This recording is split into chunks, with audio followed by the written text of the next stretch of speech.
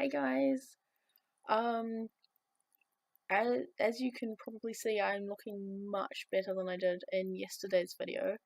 So yay! Um, I did head off to the doctor and she gave me antibiotics and some kind of anti-swelling spray. I think it's called Difflan or something like that. For my throat. And I don't know whether it was going to go away or anything, but I feel like it's helped a lot. Um, so yeah, I I actually feel so much better today than I did. Um, but no, it was interesting at the doctor because she was looking down my throat and she was like, "It looks really sore. Are you sure you're not in more pain than you actually are, than you say you are?" And I don't know quite what it is, like whether I've got a high pain tolerance or not, because I legitimately only felt like it only really hurt when I swallowed, but I felt awful. Um, but yeah, I guess maybe I do have a high pain tolerance because I'm thinking about other times. Actually, I can think of quite a good story I want to tell you guys. Um, so in my first year of my stage one of university, not the foundation certificate. I was doing physics 160, and man, the lecturer is great.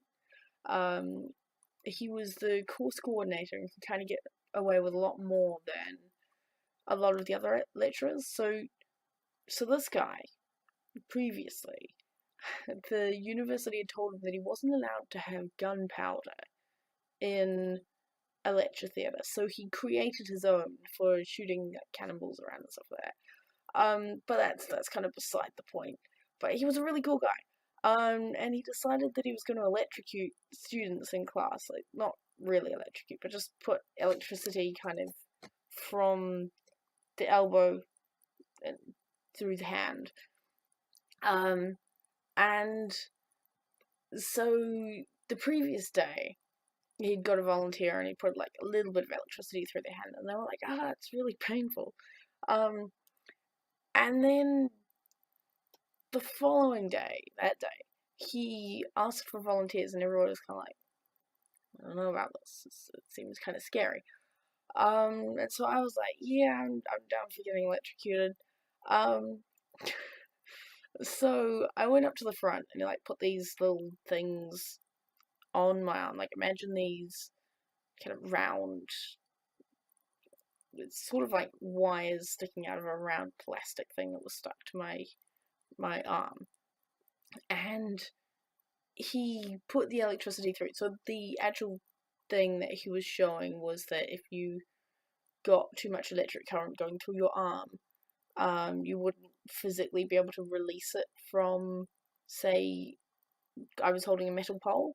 Um, and so he started putting the electricity through, and he was like, "Well, okay, so it might be quite painful. Are you okay with this?" And I was like, "Yeah."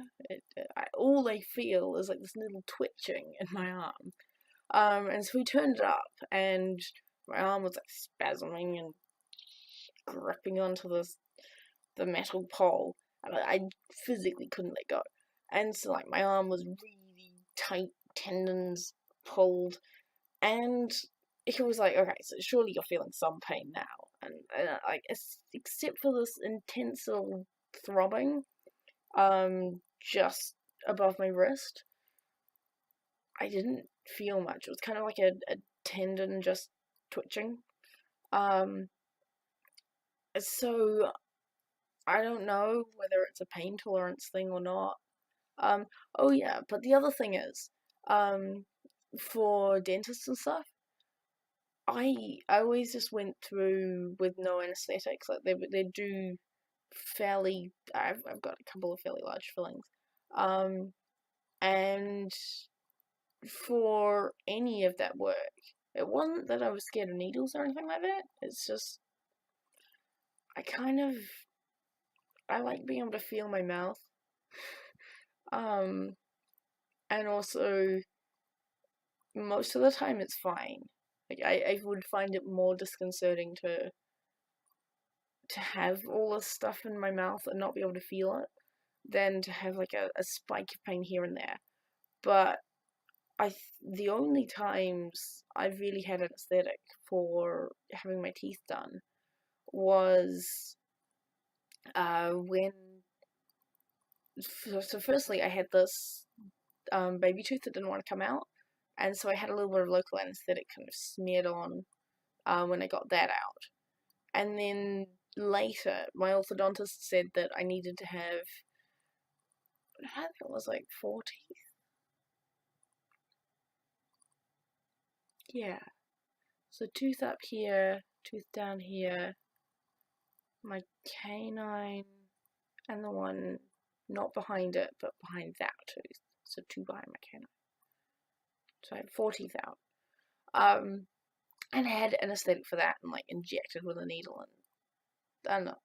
I didn't like how much it made it swell up, but it was probably much more pleasant than if I hadn't. But I guess the point of it all is I'm not sure whether I have a high pain tolerance or not, but whatever. So I guess that's all I wanted to say today.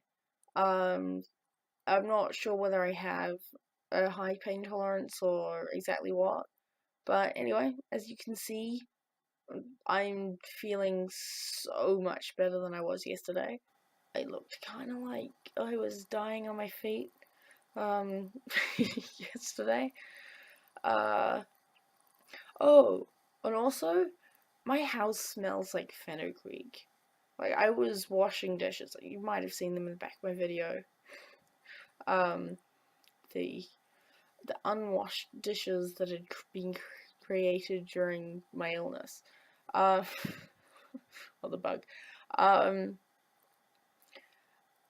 so I was washing all of those today. And seriously, I was standing in the kitchen and I could just smell the fenugreek. I'm just trying to think of how to describe how it smells. It's almost a familiar smell.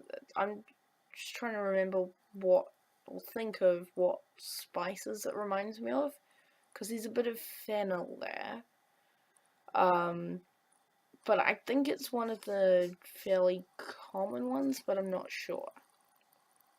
But anyway, it's a scent that's familiar, but I can't quite place it. So I'm not sure how long that's going to take to leave my house, but it's, I guess, maybe a slightly disconcerting smell if I didn't know what it was, but it's not the worst smell in the world. It's quite pleasant.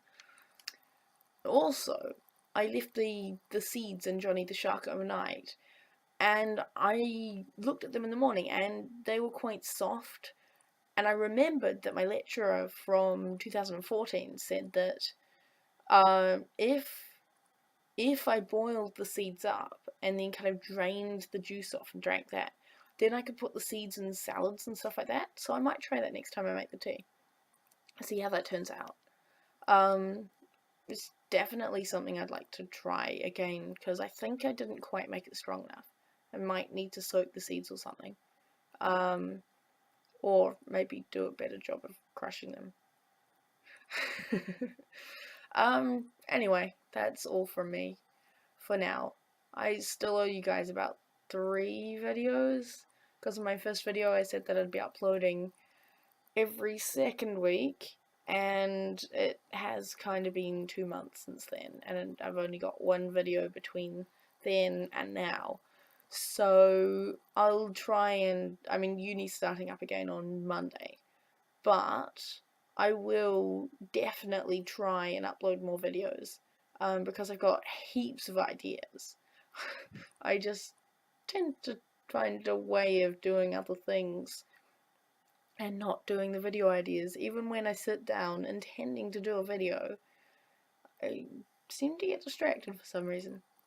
Anyway, you guys have a good day or week or however long it is until I next record a video.